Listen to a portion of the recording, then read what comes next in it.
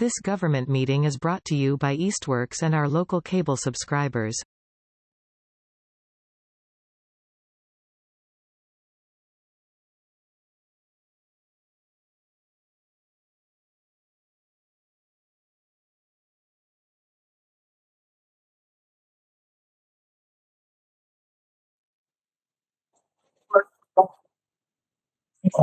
Yeah. No. The document that's attached to the agenda, I had like manually read. And the one I had all the track changes, so it's really hard to keep everything.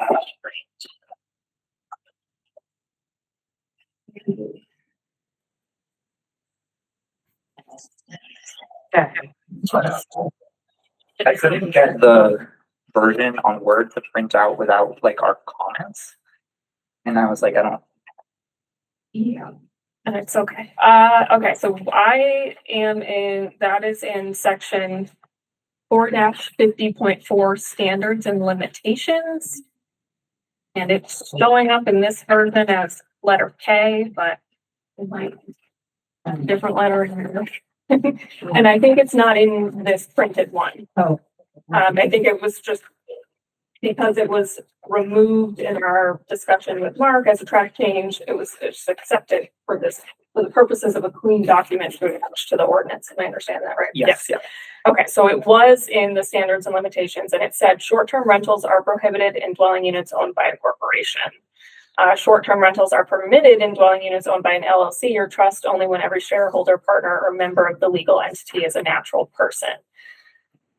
So anyway, Attorney Tanner basically just said, if your goal is to only allow one per person, plus an additional, if it's, an owner occupied short-term rental, even if it's an LLC, you're not going to know every person that is an investor behind it. So the intent of this isn't like, it's not going to be met really no matter what we do. And so he just advised not diving into ownership structure, but rather on the application for registration, having every applicant attest that they only have one plus an owner occupied. So they're saying, legally on the record that they've only got one. So we figured that was, if, that's what he recommends, that just makes the most sense probably.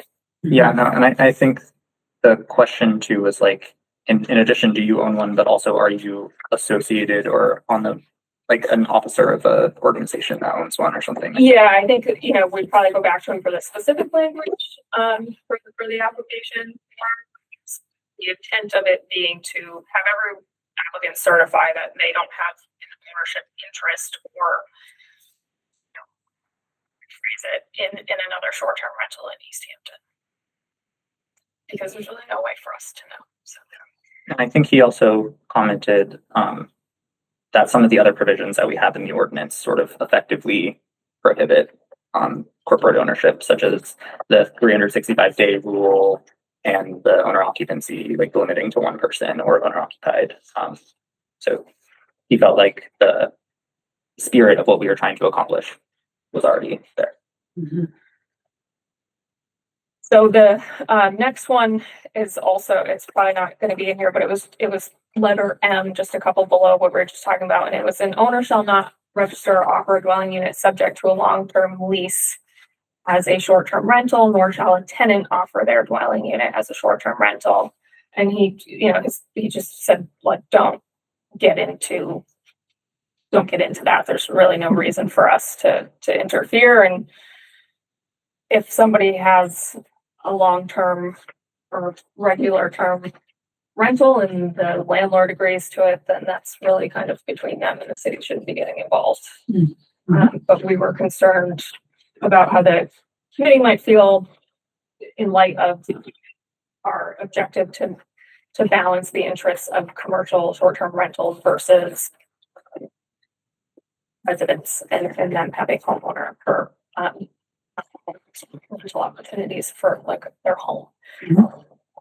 So if you have any. No, I mean, I think if that's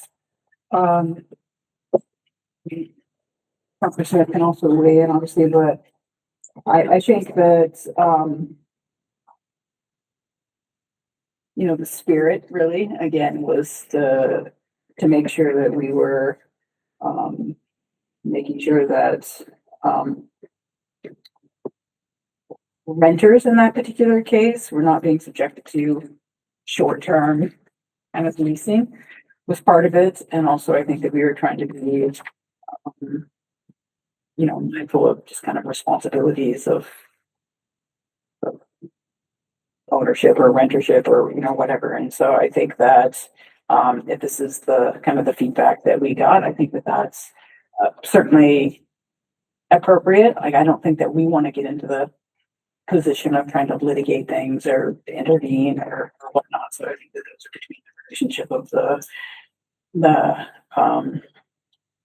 landlord and renters. So my perspective.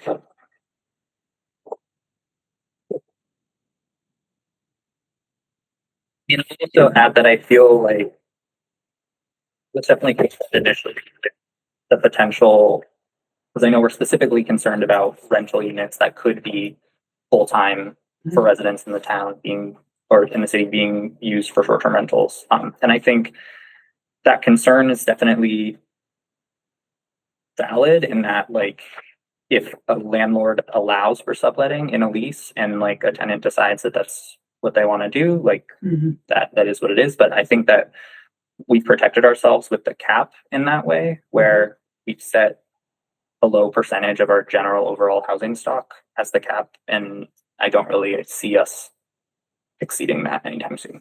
So, Councillor Smith, did you have any comments on that?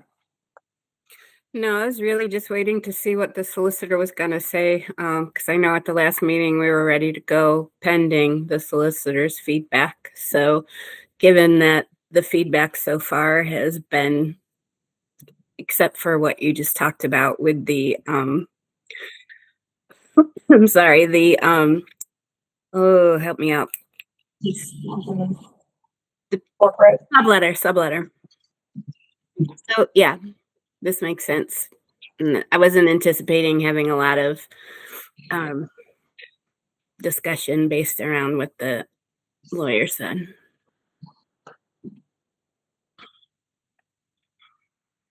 Okay. I think the only other piece to that was we were going to add another application question to make sure that the property owner or whoever the responsible party for the actual property is aware that there's a licensed STR, like they're going to have to sign the form as well. And that was just to make sure that it's all kosher and signed off on. Yeah. So I think we were probably planning on doing that anyways. And he just sort of reaffirmed that was, that would be necessary. I don't know if you want me to like glance over some of the other things that changed. Yeah, I mean, I can say that we changed where we defined the term booking party, which there was concern about how it was written, disallowing one dwelling unit being used for multiple parties in one or like multiple reservations. So to get out of that or to clarify that, we just defined booking party and then made it so a dwelling unit cannot be rented to more than one booking party at any given time. Yeah, and booking party defined as all persons who occupy a short-term rental under a single reservation. Just extra clarifying what we meant. There's also a definition added for owner-occupied short-term rental. He had some questions about you can only have one unless you have one on your property where you live, and then in that case you could have two. And the way that it was phrased, we felt that calling it an owner-occupied short-term rental was more appropriate to describe the situation that we were intending to address. But the meaning is the same. So a short-term rental located on the same property as the owner's principal residence. Doesn't for regulation, it just again is clarifying. And that was sort of carried through and reflected in the standards and limitations section 4-50.4C on the agenda. And then he had suggested rewording the quiet hours component. The times are the same, but rather than reading quiet hours, now it states between 10 p.m. and 8 a.m. excessive noise shall be prohibited. Excessive noise may include, but is not limited to, loud music, boisterous parties, and or sounds emanating from within the rental, which are audible outside the dwelling unit.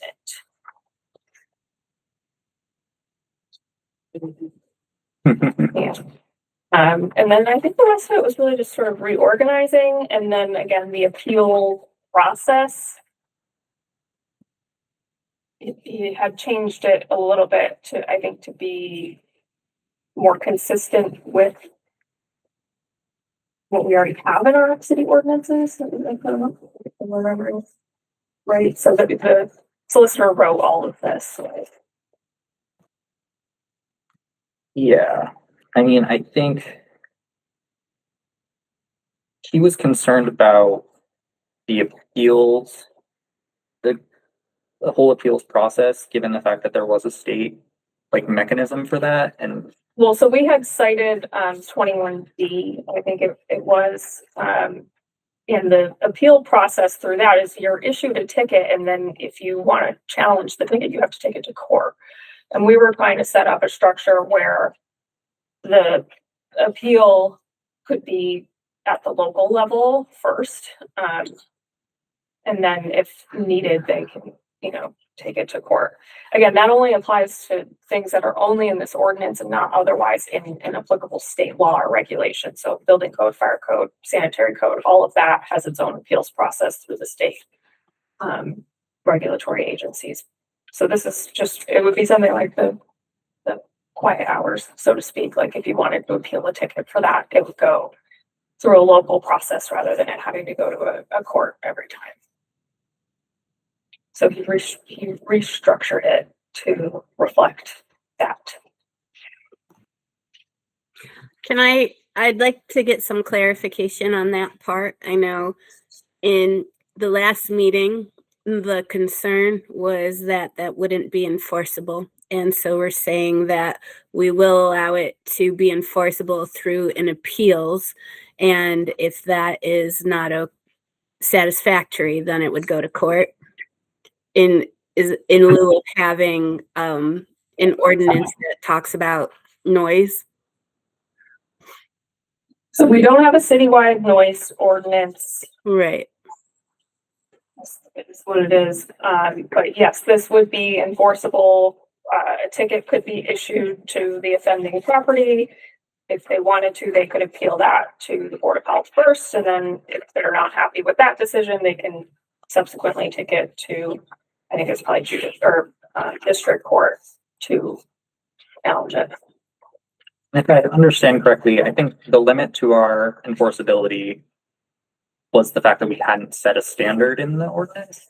Like we didn't describe what quiet means. Yeah, I think he was concerned about the lack of specificity of the use of quiet hours, which is why we sort of added some specific examples of what would be a violation, and also added the excessive noise element, so that it's, it's not just noise, but it's offensive noise, so to speak. And he was comfortable with the way that that was written.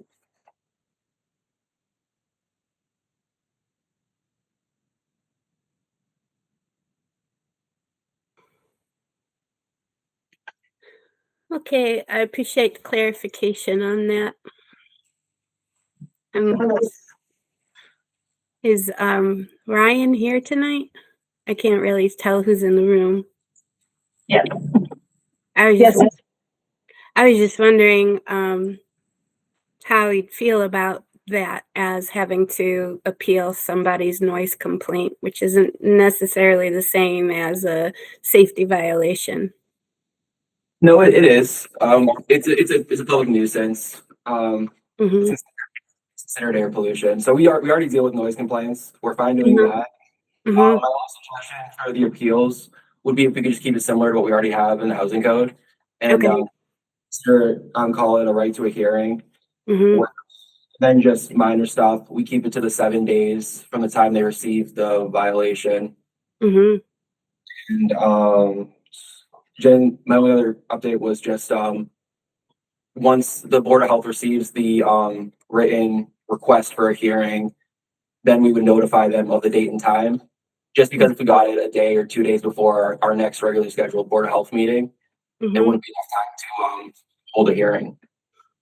Okay, so in the event that, let's suppose someone started being inappropriate loud at midnight, Mhm. can you walk me through the process where that would get into your hands versus the police? So that one would specifically go to the police. So the state noise air pollution can be enforced at the local level by the police, fire, or health department. Mm-hmm. During normal operating hours from 7:30 to 5, it would fall to the health department. After that, if someone has a noise complaint, they go to the police department, and all those departments are able to issue violation notices. Okay, my biggest concern was that there would be no like if it wasn't the police, I was just wondering who would verify that that actually did happen and not have it be a neighbor that was just calling. Um, It definitely has to be verifiable. mhm, If I would recommend to any neighbors who live next to a short-term rental, call the police, because anytime the police go out, if they do observe excessive noise, they will mhm. have to do a report and they can send it to the health department. As long as we have a police report, I would be fine sending out a violation. Okay. All right. Thanks. Appreciate that. Brian, could you, I'm sorry, say the things you wanted changed again? So I know it was the 10 business days to 7. I have that, but what were the other things you wanted? Um, so just I can read the exact wording that is already in the housing code. Okay. But it would be any person whom any order or notice of violation has been served, and all affected parties shall have a right to request a hearing before the Board of Health. And the reason for all affected parties is if a renter wants to file a complaint, we didn't find a complaint, they should still be entitled to request a hearing. And then to request a hearing, you must submit a written request to the Easthampton Board of Health within 7 calendar days after the day the order was served. Just that is also because we don't have an appeals notice or an appeals form or anything like that. So just submitting it in writing that you're requesting a hearing is more than fine. It's worked out well. And upon receipt of the request, the Board of Health shall inform all affected persons in writing of the date, time, and place of the hearing, as well as their right to inspect and obtain copies of all relevant inspection or investigation reports, orders, notices, and other documentary information in the possession of the Board of Health. You have the right to be represented at the hearing, and any affected person has a right to appear at said hearing. And I can give you a copy of the exact wording. It's exactly what's in the housing code. So that would be replacing The appeal process. yeah. And then the way it already works in the housing code is, they have a right to a hearing. If the Board of Health upholds the decision in the hearing, then they can go to the court and take it further if they'd like. Okay, so the Board of Health shall issue a written decision within 10 days. I think that's already, we have that. That part's the exact same. Okay. Brian, if that was to happen and someone did sue, would you be the individual that would be representing the city in court? I would be there in court represented by the city legal counsel. Yeah. Okay. But I'd be there on behalf of the Board of Health, representing the Board of Health. Mm-hmm. Wanna ask it. So I'm from Oregon, you do a baby shower. I was a little bit, maybe, I didn't think I was a bit loud. And I got a ticket and I'm leaving the next day. I want to appeal this. Is everything in person? Is there a remote option? I'm just trying to understand what someone's gonna You wouldn't, without someone kind of, you wouldn't get, it wouldn't matter if you're from Oregon, that would be the police matter. The owner of the short-term rental would get a violation. okay, right. So I was thinking they were the ones that get the ticket. Okay. No, it would just be after the owner. I mean, they might get a police ticket, but as far as this ordinance, Right. the owner would get a violation that they'd be able to appeal if they chose to.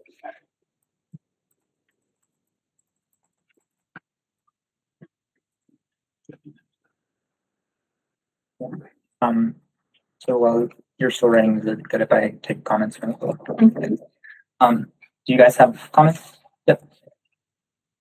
I've said this at most of the other meetings, but I'm just gonna reiterate it again in a different way. I don't still really understand why it feels like discrimination to someone who is responsible for their short-term rental. I personally go out to my pool at 10 o'clock and say, you can't yell Marco Polo, there's neighbors. And my neighbor with the pool 100 feet away, his nieces and nephews are in there raging it till 11:30. So it's a slippery slope when you say, and I get that you're trying to be diligent on this and make sure that people don't allow this behavior and bother their neighbors, but it just should be an all or nothing. It should be that there should be a noise ordinance, because I literally had the police pull into my driveway last year and say, your guests are loud. And I said, my guests aren't here. It's those people up there having a fire in that neighborhood on the property that's the back of my property up the hill. And they do it a lot, and they sit around the fire pit and drink. And it's loud. So you're going to have to drive down this street, take a left, and go in 4 houses. And you're going to have to talk to them. So you need to think about that one. I think it should be a noise ordinance. What is the state noise ordinance, by the way? DEP regulations. So there's a state ordinance at 10 o'clock? I don't know if it's 10 o'clock or 9 p.m. to 7. And the local police can enforce that? Local police, local fire, and local health department can enforce it. Okay. Well, that's good. It's mostly directed towards construction sites, street sweepers, large equipment, commercial, air conditioning, heating systems, stuff like that. Yeah, right. There is a decibel level associated with that, or how's that measured? Mhm. Yeah, David, we had looked at that for the, Yeah, I remember that one, yeah. For 1 Northampton Street. So just initial, I don't want to comment too in depth, because I think that is something that a lot of members of the community have mentioned as something that's necessary. And it's something that, it's a valid concern. I would say, I think the underlying framework for like this sort of restriction is, I think, the idea that we're mitigating potential externalities of like commercial use in a neighborhood. Yeah, travelers, Yeah. And transients. yeah, and I think, definitely coming from the building commissioner's point of view, especially non-owner occupied short-term rentals are a commercial venture. So there's certain mitigating factors that we put in place to protect the neighborhood and protect against noise nuisance and that kind of thing. But I would request that you get in touch with me about the noise ordinance piece. I am collecting information about that, so please reach out. Okay. Yeah, I think I think this is, you're right, we've gone back and forth about this, right? And I think it's been something that's been a challenging thing to think through in terms of what's fair. And I think that there are some, one in particular, right, that short-term rental that has kind of created the scenario for why we're putting this in, right? The vast majority, everybody else, to my knowledge, has been great.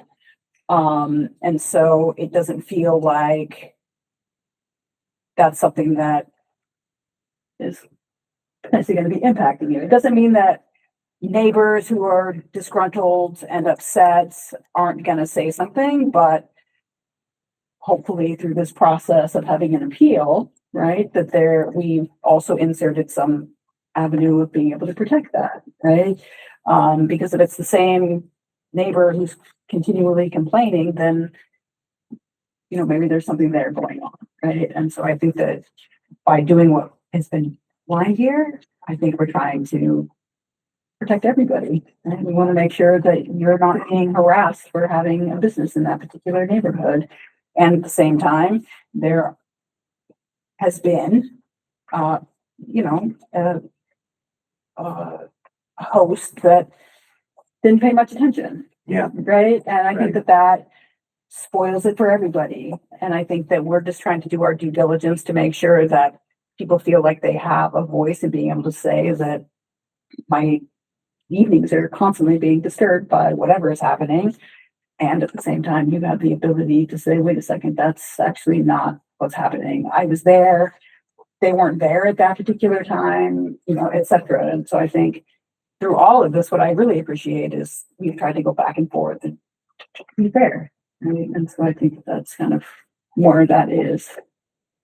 And just to reiterate, just to go off that, to enforce a noise violation, it would have to be confirmed by the health department, the police department, or the fire department. So if the police aren't getting called on your short-term rental at 1 a.m, if the neighbors calls and says it's loud the next day, it can't be enforced. So if they have to physically, one of those departments has to physically go out and observe the noise and confirm it is excessive noise. Yeah. So it can't just be someone calling saying it's a noise violation. That won't count as a violation. Okay. Mhm. That's a good point. Mhm. I just, It's a relief. Yeah. when I see things, this is very specific, events that include amplified music and tents and require a license or prevented from occurring, that's very detailed. But also, is it also opening up a thing of like, hooray for all the people that don't have short-term rentals because they're going to have some amplified music and some tents. You know what I mean? It's yeah. Yeah, and I mean, I think, and I want to be respectful because we have someone waiting. But I think, at least in my perspective, I think when you have a permanent resident in a community and they're setting up a party in their backyard, like they know their neighbors, that they're personally responsible, and they're going to be the ones that their neighbors are going to be looking at if they're making a nuisance in their neighborhood. So there's that, like, I think, long-term relationship that that keeps that in check, I think. But I want to recognize Nancy. You have your hand up.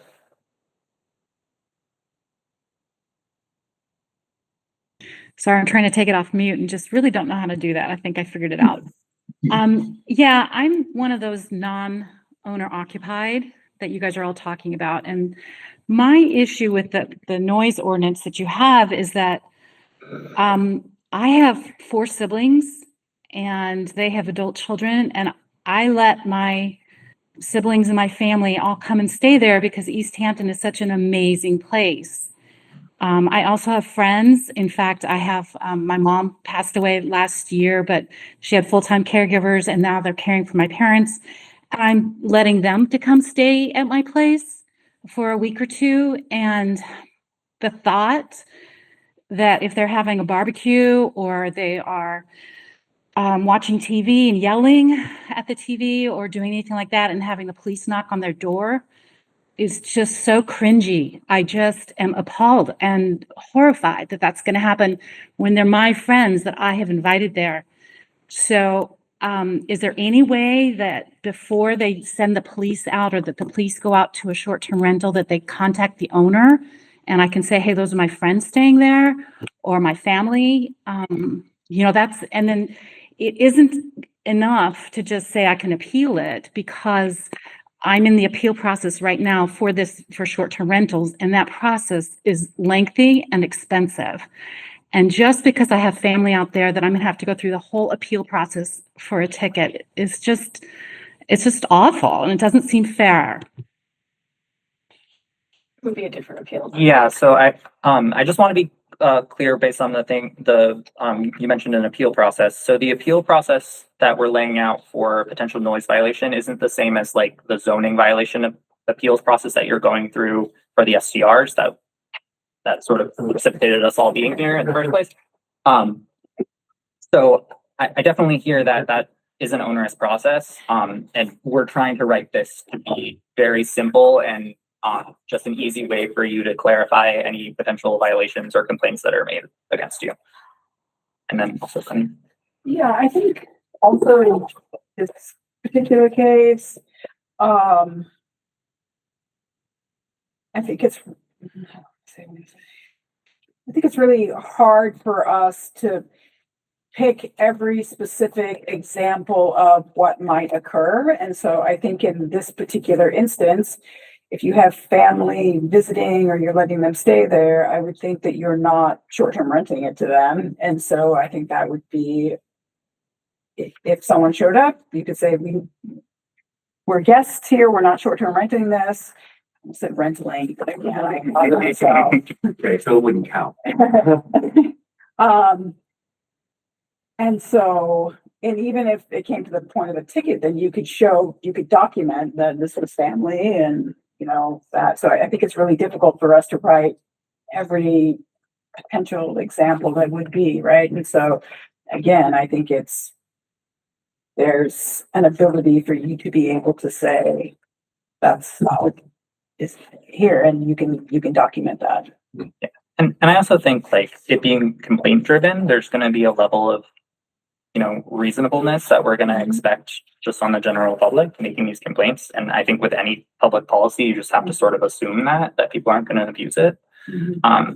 So I think in your case, Nancy, when you mentioned like your family having a barbecue, that's something that's completely, I think, within the scope and dare I say the word character of a residential neighborhood. So, I wouldn't necessarily see that as something that the health department or police department or fire department are that interested in shutting down.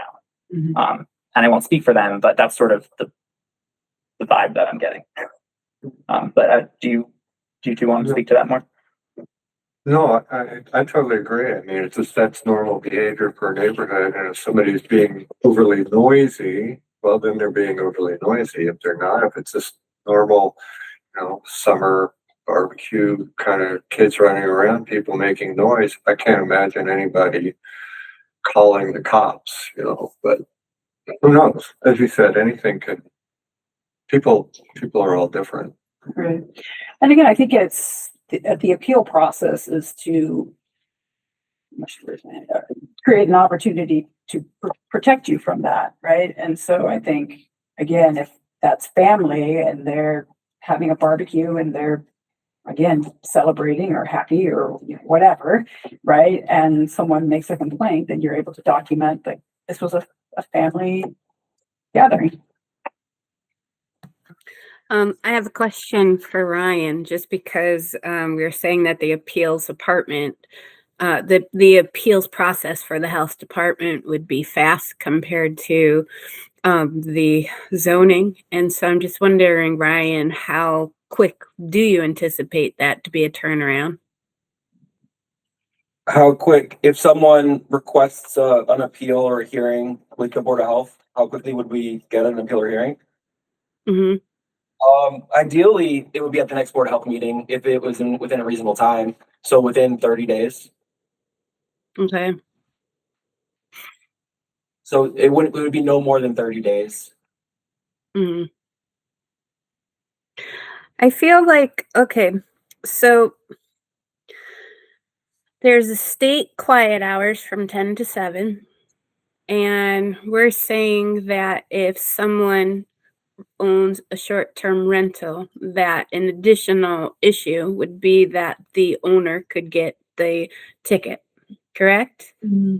Compared to if someone, let's suppose John, I live down the street from you. It could have well been my kids being the one having the campfire.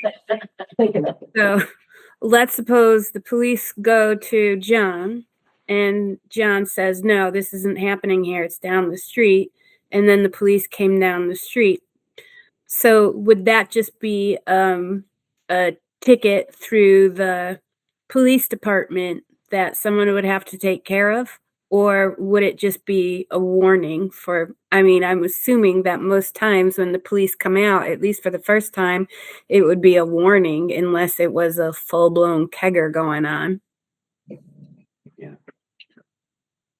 So I guess I'm not really seeing the distinction between the noise coming. I would be just as likely to think that if it was someone who was not in um a rental, that they would still have the police called on them. And so I'm just wondering if there's an assumption that the police would be more likely to be called because it's a short-term rental. I think there's an assumption that if you know your neighbors, you're probably going to be more forgiving, perhaps, or more understanding, or you know, you might have the type of relationship where you can talk directly with them. Whereas if it's people that you don't know, you're probably more likely to go to the authorities than. Mm-hmm. So in that case, if the police were on hand and they were going to ticket, would they ticket the homeowner or would they ticket the person who's making the noise? I think it's the owner. It's the owner. Right. Yeah, so I would have thought that they would ticket the occupant making the noise, and they would send a report over to the health department, and then we would send out a ticket to the owner. Because if the owner's not there, how would they ticket the owner? Yeah, that's why I was a little bit confused because I thought we were suddenly talking about the people making the noise. That's why I was confused. So I don't know, right? So I think that I don't know if the person would get ticketed or the. Well, I mean, if You it's would be notified. teenagers having a rager at their friend's parents' house, it's the parents that are like Right. liable for that. So I think it's the property owner. Yeah. So, but I'm also thinking, I don't know if that needs to be specified in here, but I'm hoping, right? I'm hopeful, right, that if the police were called that first time that they showed up that particular evening, hopefully they would just be the one time and that they would demonstrate some sort of restraint where they would say, hey, I understand this is a short-term rental. Keep it down a little Keep it bit. down, neighbors are complaining, blah, blah, blah. And if they have to come back again or whatever, then I feel like we're talking now ticketing, but at least here, but Yeah, and I mean, I think that, that's an assumption, I recognize, but. yeah, and I think that like we can't really decide on that in Yeah. our ordinance. Like we can only decide, you know, that it's gonna go to the license holder or, but sorry. Earlier there is an example of an Airbnb, or a short-term rental that the police have been to many times. Yes. Maybe it would be helpful to speak to them about that and how that works from their end. Mhm. I mean, there's a lot of speculation. Are they gonna show up and give a warning? Are they gonna ticket somebody? If it was a homeowner, just a regular home, they would just give them a warning, would they give them a ticket? What happened? Mhm. Maybe just talk to the police department and see how that would actually pan out from their end and then. Yeah, and How to maybe slightly amend this or at least if need be or yeah, I mean, clarify it somehow. I don't know. I think I might be confused, but I don't think that, or it's my understanding that our appeals process and like the ordinance that we're setting has no bearing on a ticket that the police write. Like they wouldn't appeal that police ticket to you. It would be, Correct. they would appeal the violation that you would give based on the ticket existing. Correct. So I think the police going out would have nothing to do with this ordinance. they would go out, they would cite the short-term renters if they were to. And then they would send it over and say, hey, I was out there last night, cited them for a noise complaint. Then I would follow up with the owner, issue the owner a ticket, and then the owner would do the appeals process through the Board of Health. Yeah, and that's the only thing that's really. So yeah, I think the police part would be completely separate, nothing to do with the ordinance. It would just be what they're already doing. And that's it. I think, I don't want to get into the process, but from an appeals process, then the host can make that appeal to the Board of Health, and I notified them, I called them, I did everything that I could to let them know that they need to keep it down, et cetera, right? Like, I don't think we're wanting to punish people, right? I think that we're trying to write things that are compassionate to both sides, right? And so I think in this particular instance, someone was noisy and you asked them to like be quiet, and you can document that and you let the Board of Health know. I don't believe the Board of Health is looking to punish, and they can say, okay, yeah, you've demonstrated that you attempted to encourage them to keep it down, and you made that request, and that's been made clear. And you know, it's maybe there's something you could put in your documents next time that says, hey, you know, whatever, right? You rated them 1 star. Yes, just screenshot. Yeah, right. So I think that we're trying to, we can't address every instance. I think we're trying to make it broad enough that we're trying to accommodate both you, right, as host, and you, Nancy, as well. I know there's some anxiety around this, and I feel that, and I think that all the staff in this room in the city are gonna try to do right by you in those particular instances. I just wanna. Well, I want to make, because you had your hand up a while ago. Why doesn't the city just adopt a noise ordinance and then it's all equal? Yeah. Like, why? I mean, my neighbors set off fire, loud fireworks all the time. It's annoying. Yeah, and I mean, I will say that I'm trying not to deliberate, and I guess it's not on the agenda, so it doesn't matter. I'm just saying, like, it seems like we're doing this. It is discriminatory what we're doing, I think. So why don't we just get the city to get for everybody? We're all the same. I don't think it's discriminatory, because if I was partying right now and it was a bunch of people and it was loud, the police would still show up. That's all it's trying to prevent. It's just any loud noise. It's the police would already respond to any noise complaints in the city. It would just be a short-term rental one as opposed to someone living in Easthampton. But those people in the city don't have to go to an appeals process. Yeah, well, I mean, I think the logic is that if it's a business violating the noise ordinance, that then their license to continue doing that business falls under question. You're not gonna take my neighbors out of their house. Well, yeah, and like I said before, like the noise ordinance thing is something that is being looked into, and I've had multiple people reach out to me about that, and it's something that I'm researching. So I will mentally add your name to the list, but I also would welcome you to reach out to me just so I have that ammo to bring. I mean, I've never had a problem, but I'm just saying, I believe John when he says his neighbors are in the pool really late. I believe him. Yeah. And I mean, I work from home, and sometimes there's leaf blowers and lawnmowers going way too early in the morning and way too late at night. And so definitely right there with you on that. The energy there. It sounds like this is all the fallout of one bad actor. Like, have you had multiple short-term rentals that have noise complaints? The I've had police 0. specifically asked for this, so this wasn't like us speculating. It was driven by the police Oh, okay. specifically asking to have Okay. something in writing for them to address these situations. In fact, this was the one thing that they asked for.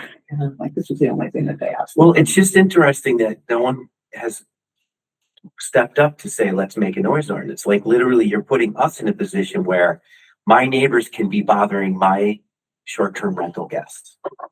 That's the position you're putting me in, where I tell my guests to be quiet while the neighbors are being loud. I think noise ordinances are just very loaded topics. There's people that feel strongly one way or the other for a number of reasons. But nonetheless, I don't think I don't think the absence of it should affect what we're doing right now.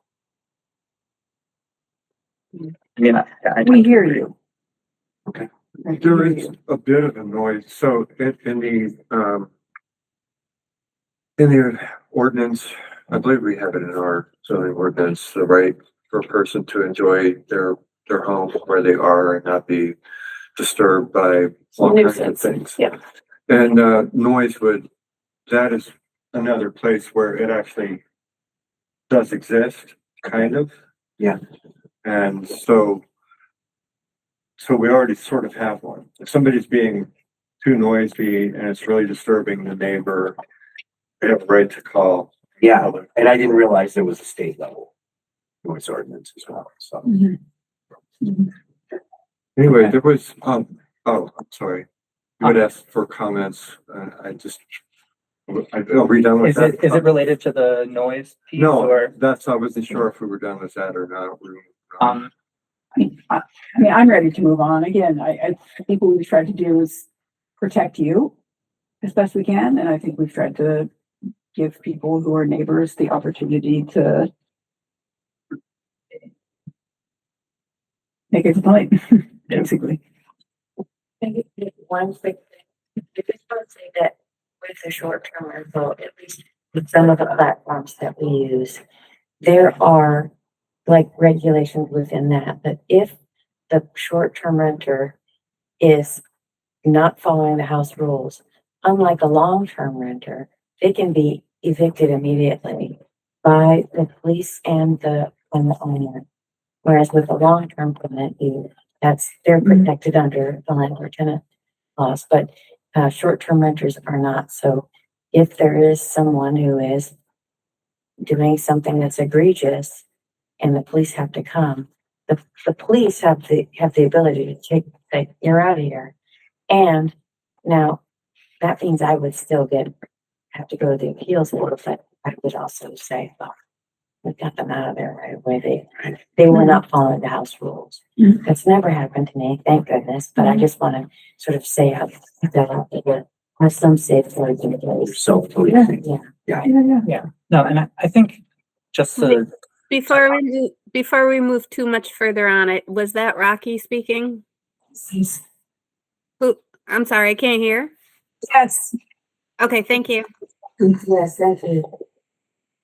I mean, I think just to close on this, I think like you guys have established, you are responsible for rental owners. You're keeping up with the policy. You're understanding deeply what it is we're trying to do here. I think there are evidenced by some of the complaints with the police department. There are hosts that are not as responsible, that don't take the responsibility as seriously. And the police asked for a mechanism to hold like a sort of pattern of behavior responsible. But in your case, when you are being responsible, and like I think I remember you guys saying you guys all have quiet hours already established for your tenant. So, you know, I think you're not the people that we're trying to restrict here in this. We're trying to set sort of a broader boundary and just give the police and our other city staff the ability to sort of hold responsible or irresponsible hosts accountable. Okay. Yeah. Understood. Thank you. So Your comments are appreciated. yes, yeah. Oh, thank you. I appreciate it. Do you feel good about the letter K in the restrictions or the appeals piece? Yeah, I just get Ryan Dave to update it. Before it goes to Marianne, ask you to leave it for it, make sure that makes sense to you as well. Okay. Do you want to like read it out quickly now or? So it's not, I don't mean the text here, I mean how it fits within the Okay. other part of the appeals, just to make sure that I didn't like miss something, do you know what I mean? Like a conflict somewhere. Yeah. It's kind of hard to do that in this space. Yeah. I got you. So it would just be like fixing a typo kind of thing rather than. Yeah, not substantive changes, just like making sure that I didn't, yeah, that there, it doesn't say 7 days here and 10 days there.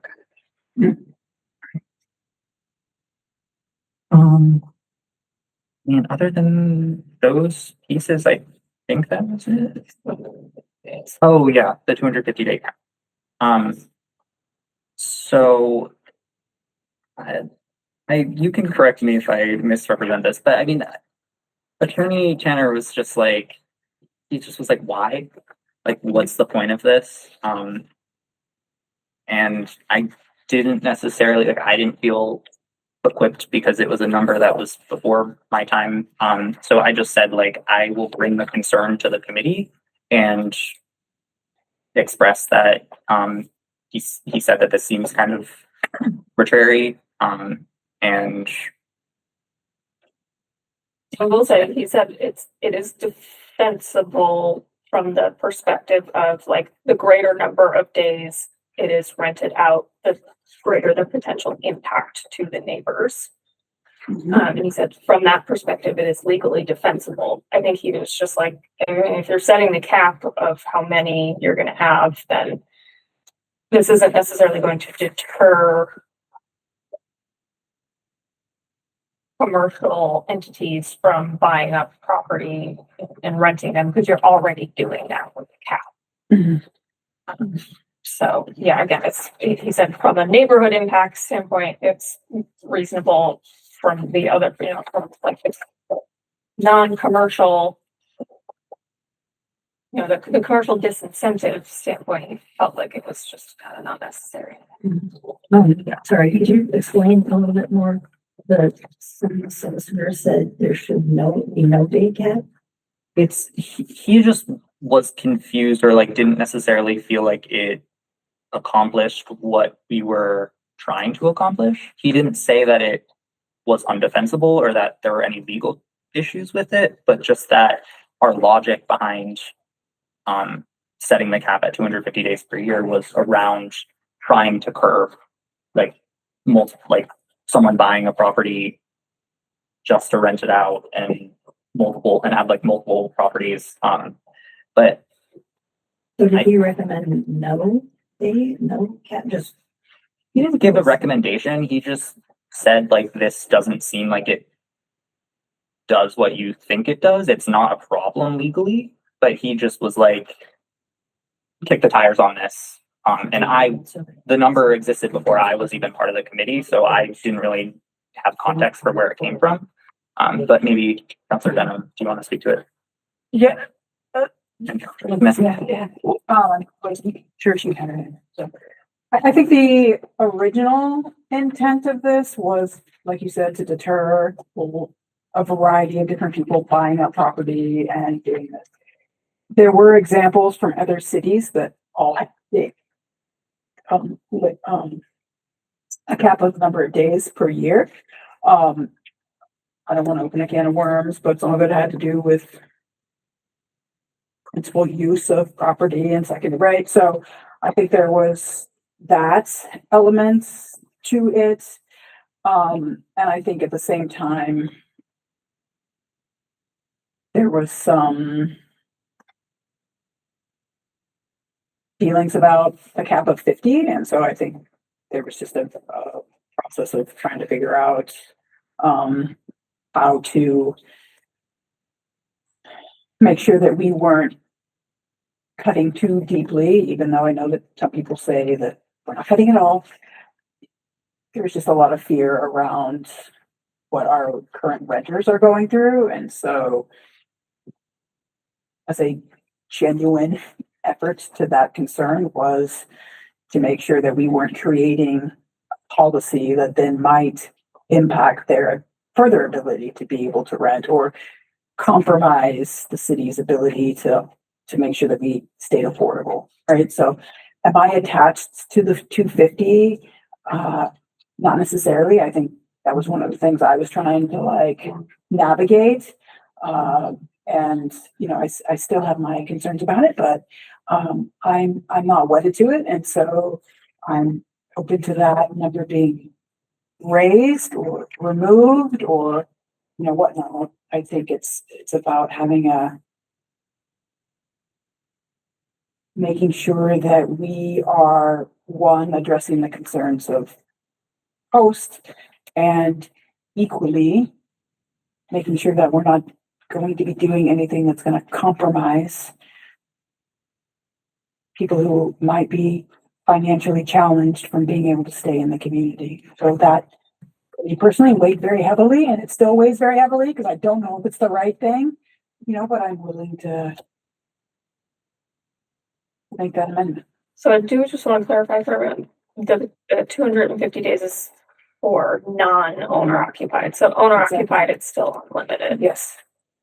And then with the owner occupied, so there's this 250 that either stays or goes or changes, there's still the 181. So, That's- yeah, and I was gonna bring that up. So the 180, that's not in this document.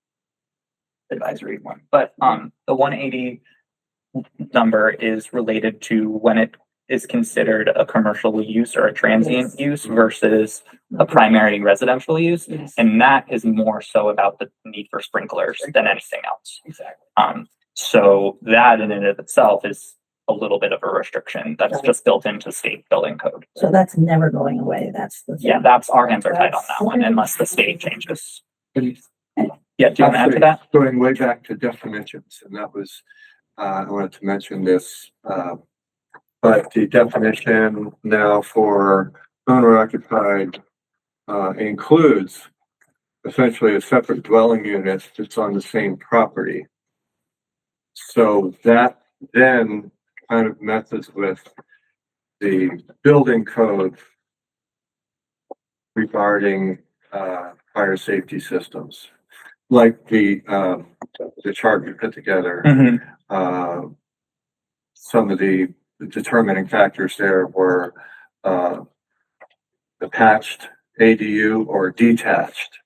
So again, this new kind of like formation of the definition or whatever this is, kind of compromises that or makes that different. Because if you have now just imagining a large property, and then there are some around Easthampton that can have an ADU. The ADU can be at the other end of a very large property, several acres.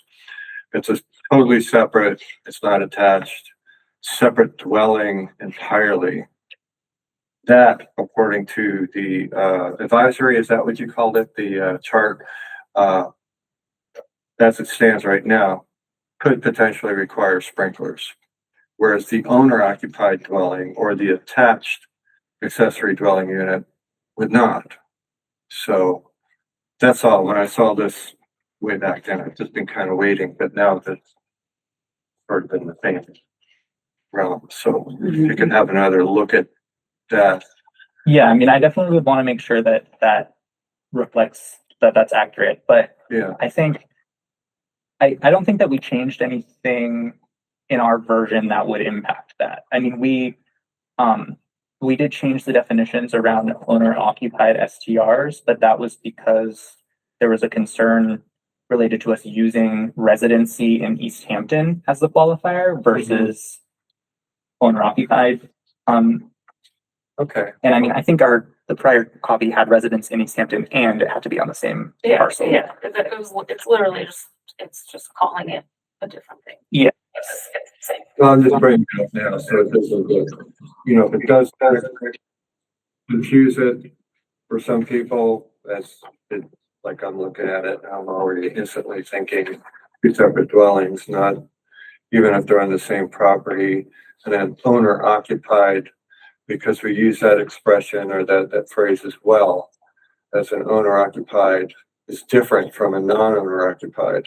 Yeah. It kind of brings them together, but you're still two separate dwellings.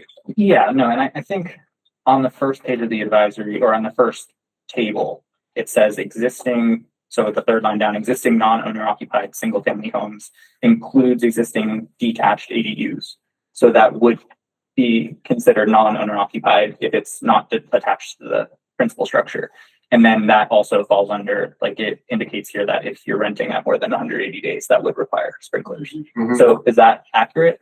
Well, just because we're using the same word it, we're saying owner occupied as opposed to non-owner occupied on the advisory, but this definition said that they're, never mind. Just read over it again and see if it, Gotcha. No, I think so it doesn't confuse. yeah, that. I think I get what you're saying, and I think that maybe we could use the word structure or something a little bit more specifically to just delineate that. Yeah, but that's the beauty of this, is that this doesn't have to be sent along with this, but we can modify this to make it better.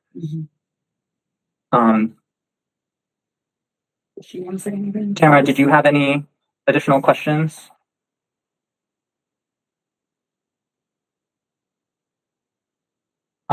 You're muted, I think. Okay. I don't know. I understand it was a long conversation ago, but I do remember with Counselor Denham wanting to make sure that we weren't making it so like a shiny new thing for people to come try to become hosts in fear that would completely deplete the housing market rentals for long-term rentals. And so I remember the 250 days was a bit arbitrary, but it was because that's what a lot of other communities had put down as the reason why. And so I still feel like we have enough provisions overall, but I'm not opposed to having that in there. I feel like that conversation came before we were talking about the need for sprinklers. And it also, another part of the conversation was limiting the total number that we would have operating at any time, which I feel like also was a safeguard that we didn't see when we were first putting in the number of days. I guess I just have a question for you guys. This is something that you know off the top of your head, but do you know if this would impact your, like, do you have more than 250 days rented in any given year? No. Do you know? I think whoever said it before, it's a redundancy. You already capped them at 50. So like telling those 50 people that they can only rent them a certain number of days doesn't really make business people not come here and not try to do Airbnb. Like try to. Yeah, I guess I'm just. I would say that the market doesn't, there's not a strong market, but like I had 2 Airbnbs. I only have 1 now. And each one of them got about 185 days a year. We're not Boston. No. We're not So if you put a cap on it for 250, you put a cap on it for 180, I'm like, whatever. It's the market sort of makes its own demand, and you just kind of go with it. It wouldn't restrict. Well, that is true about supply and demand. However, if we have 47 right now, and then half of us just say we don't want it, it's too much, right? This demand will go up. Yeah. Then people will book more. The supply will go down, and so then we may need more days. There are going to be some people that will drop out because they don't want to jump through the hoops. Absolutely.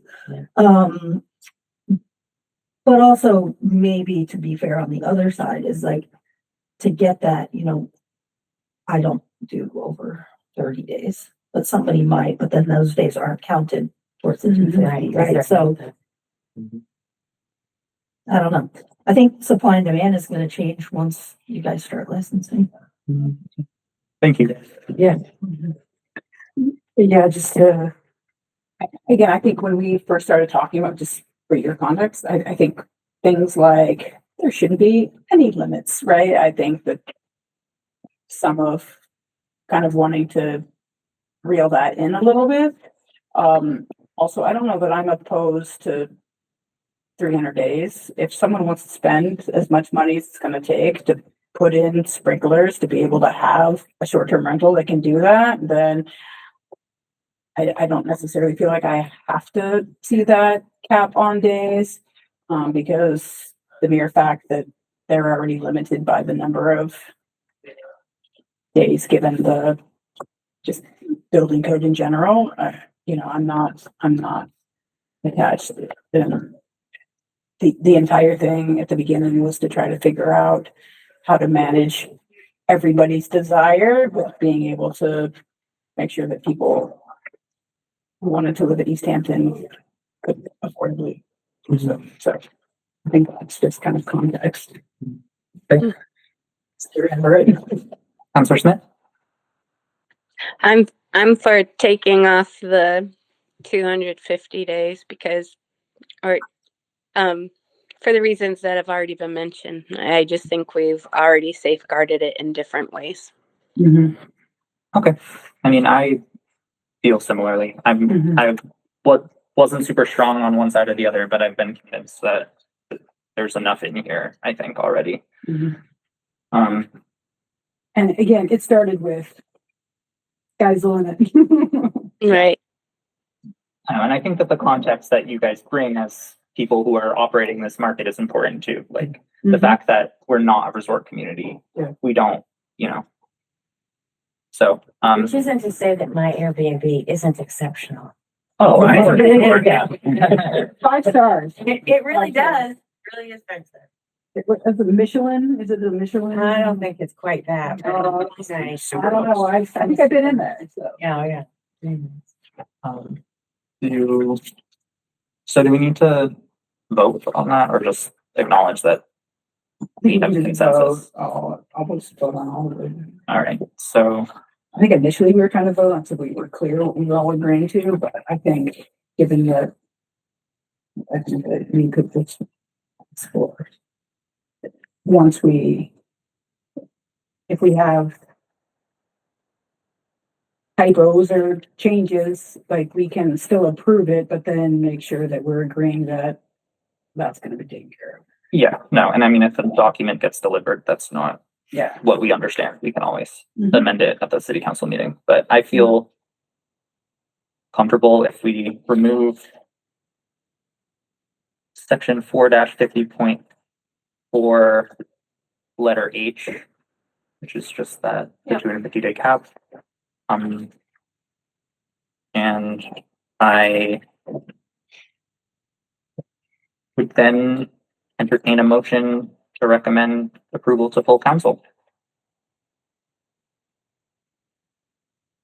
So I'll make a motion that we send this draft, once it is with its edits, to the full city council for the public hearing, which is the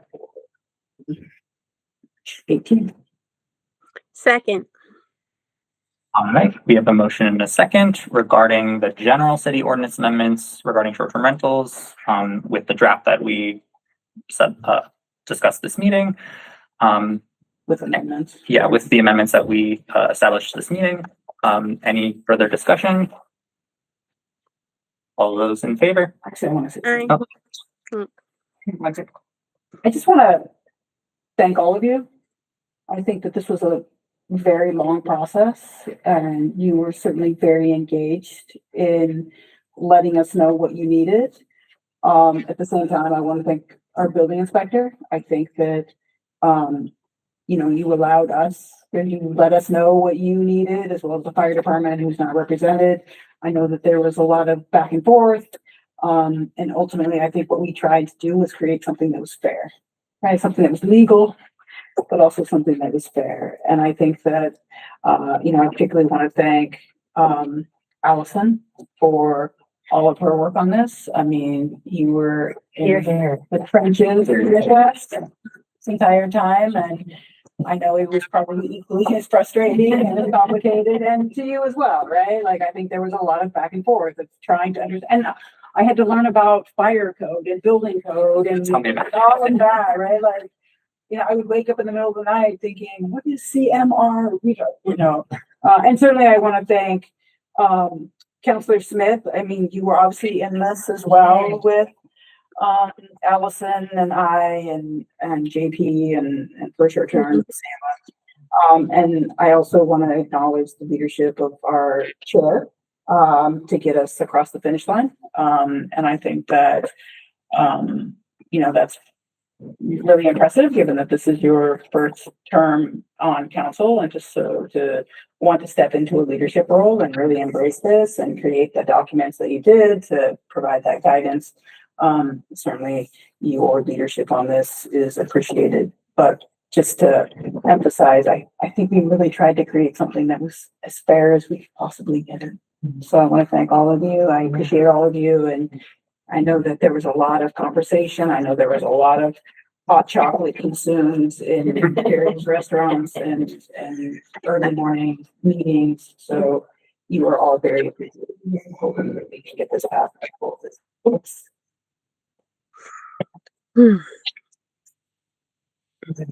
Nice job, you guys. Yeah, thank you. Starting from zero. Yeah, right.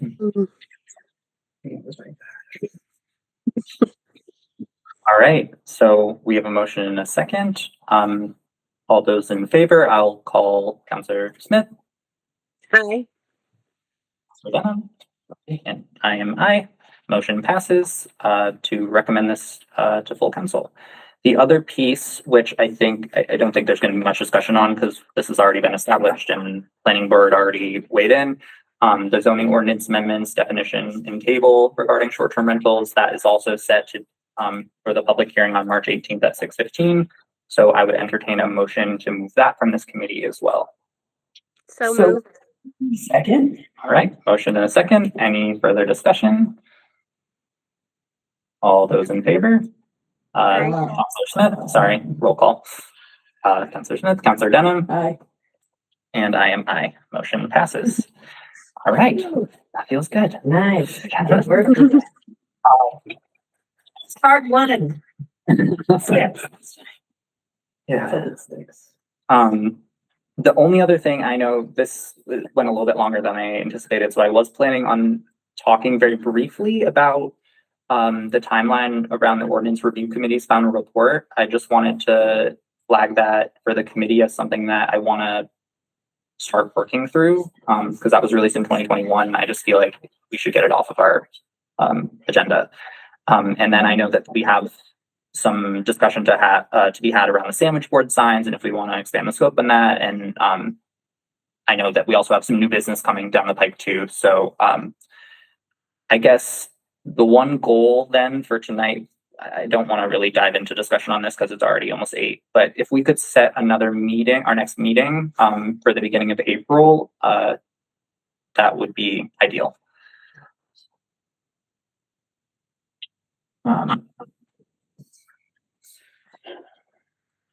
Is everyone?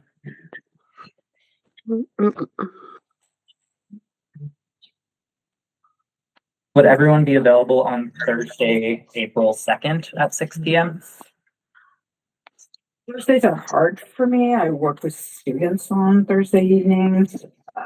The municipal academy is wrapping up with Allison on the 30th. So Mondays are now going to be free. I can do Mondays and Tuesdays. Counselor Smith and Chair.